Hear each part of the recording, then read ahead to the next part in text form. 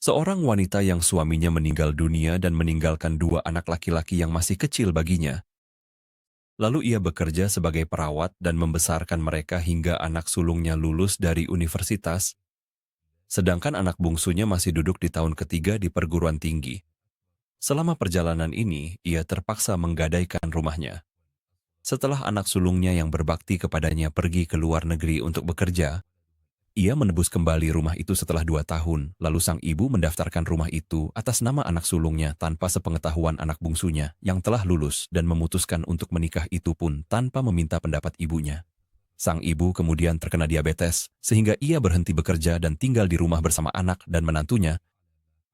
Namun menantunya tidak tahan dengan kehadirannya, begitu pula anaknya sehingga mereka menempatkannya di panti jompo dan tidak pernah menjenguk atau menghubunginya selama 3 bulan.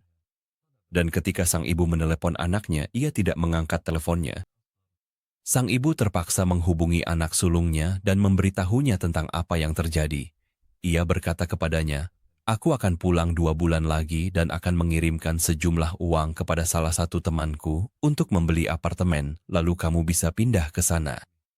Sang ibu pun pindah ke apartemen milik anak sulungnya. Sebelum pergi, ia meminta kepada kepala panti jompo agar memberitahu anak bungsunya jika ia menanyakan tentang ibunya bahwa ibunya telah meninggal. Dan benar saja, pihak panti memberitahu anak bungsu bahwa ibunya telah meninggal. Ia pun sangat bersedih setelah teringat segala jerih payah ibunya bersamanya dan kakaknya. Anak sulung pun pulang dan mendatangi adiknya, lalu memintanya bersama istrinya untuk meninggalkan rumah itu karena rumah tersebut kini sudah menjadi miliknya secara sah. Sang adik menangis dan meminta maaf kepada kakaknya, lalu memberitahunya bahwa istrinya juga menangis dan menyadari kesalahannya terhadap ibu mereka.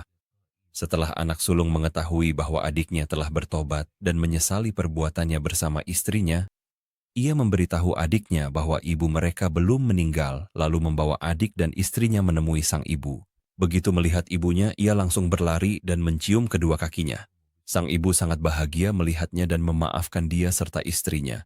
وقضى ربك ألا تعبدوا إلا إياه وبالوالدين إحسانا إما يبلغن عندك الكبر أحدهما أو كلاهما فلا تقل لهما أف ولا تنهرهما وقل لهما قولا كريما واخفض لهما جناح الذل من الرحمة وقل رب ارحمهما كما ربياني صغيرا